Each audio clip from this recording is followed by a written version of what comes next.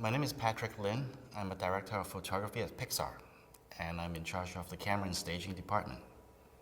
Well, my duty is kind of like if you imagine a live action film, there's a camera crew, and I'm basically in charge of the camera crew and in charge of the camera, placing of the camera, and also the characters. So it's basically a shooting of the movie. In live action, you would say lights, camera, action. But in computer animation, those orders are upside down. The actual order in computer animation is camera, action, lights. In other words, it's first you do layout, and then you go into animations, and the last thing you do is lighting. So the difference between cinematography in a live action film compared to animation film is the lighting and the camera department is separated.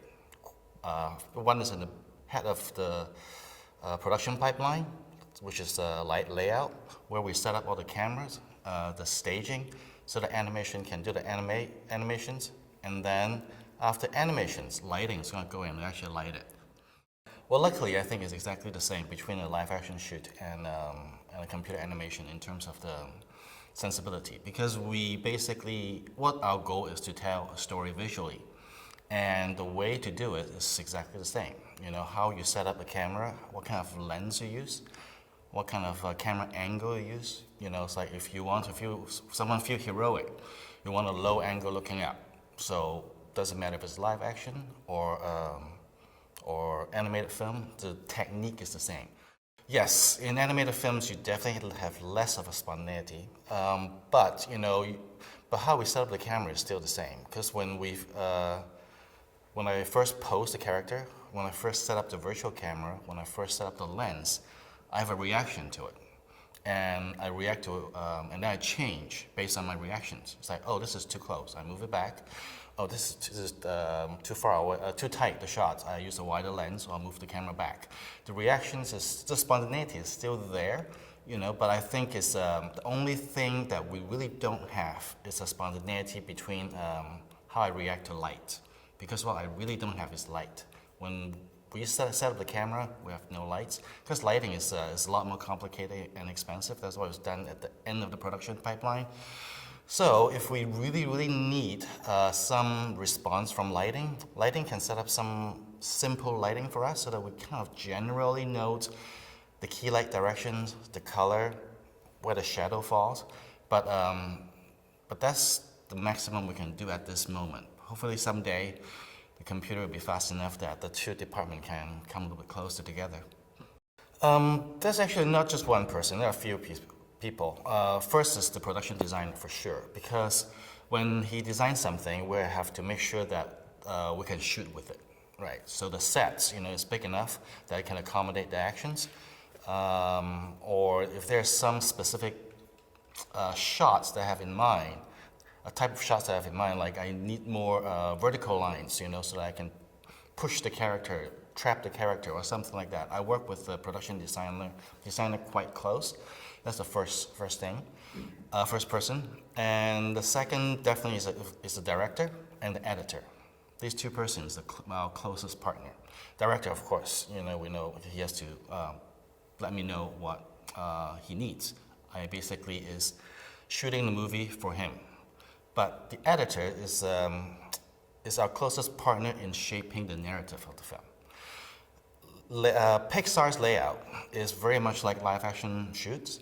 We don't just do one shot and then the other shot and then the other shots and the editors kind of string it together. We don't do it that way. We kind of shoot it like live action films, which is we actually cover the entire beat.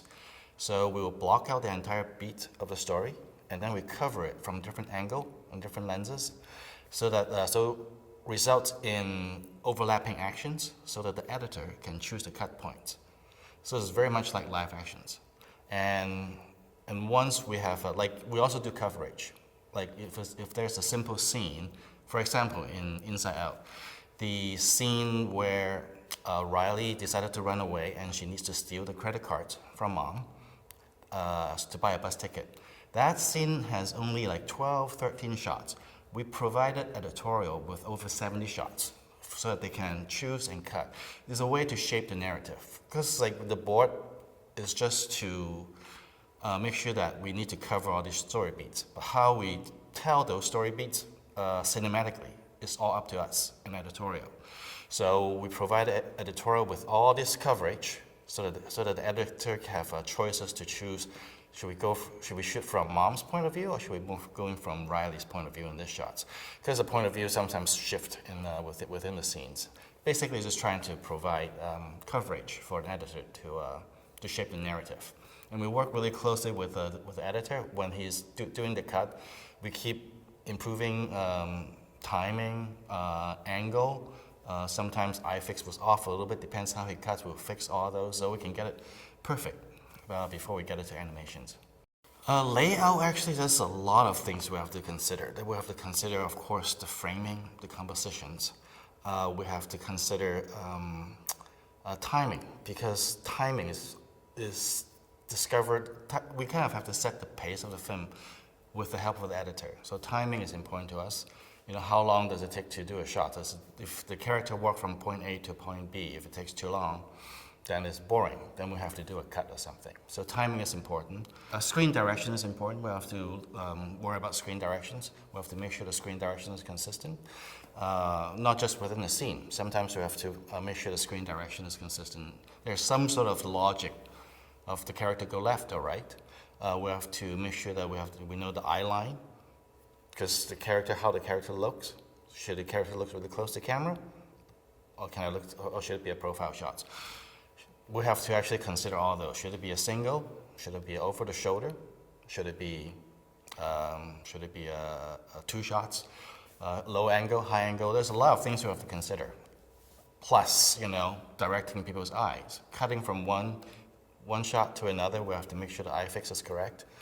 So that's why we work with the editor so closely, because depending on where he cuts, maybe he cuts a few frames early and it was a little bit off, then we have to readjust the character positions to make sure the eye fix still works. So all those things we have to go into considerations. But with all those things we have to keep in mind, what we really want to do is to tell a story visually, and we have to. We're a visual story department, and we have to make sure our visual support the story. So what we really need to do is analyze the story, and then breaks it down, and then we'll see how we can organize all those visual elements and trying to support the story. The biggest challenge, I think, is a very complicated story, but we need to basically try to simplify so that it's not overwhelming to an audience. So that when we cut from the inside to the outside world, when we cut between dreams, when we cut between flashbacks, memories, all those, so that when we cut back and forth really quickly, the audience doesn't lose grounding. So the challenge of the film is to trying to organize all those visual elements so that we can say the inside world, this is the type of camera move we have. The outside world, this is the type of camera move we have. For dreams, this is the kind of lens we use. We don't use it for anything else. And then for memories or flashback, with one set of lens to represent flashbacks. Just so basically it's organizing all those elements so that make sure that no one get confused. I think that's our toughest challenge of the film in terms of layout. Well, when you talk about risky, I would think Up would be pretty risky too, because it's an animated film about an old man. This one, I think, is risky in a different sense. I think it's risky because you're talking a story about a person's mind. It's very hard everyone has an idea what the mind is. I just think there's so many doors. You can go anywhere. It's like Alice in Wonderland. I think you're just focusing on what the story really is about and trying to find the heart of the movie so that we can tell that story correctly. And I think that is always the hardest challenge, is because it's story. We need to.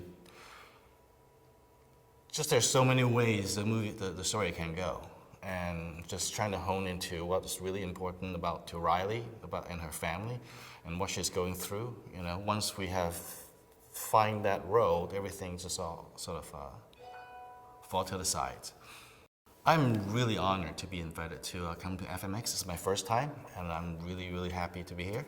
I think what my work, layout in computer animations, actually layout in general, is such a loose term in our industry. Between, like, if you work on games, layout means a completely different thing. If you work on special effects, layout means a completely different things. In computer animation, layout do a completely different set of works. And it's not like lighting, they always do lighting, effects always do effects, animation always do animations. Layout has it's kind of go all over the places. I'm really happy to have a chance to really explain what we do at Pixar, what layout does at Pixar. What we really do is visual storytelling. And hopefully after my talk, people will gain a little bit more understanding of what we do at Pixar in terms of layout.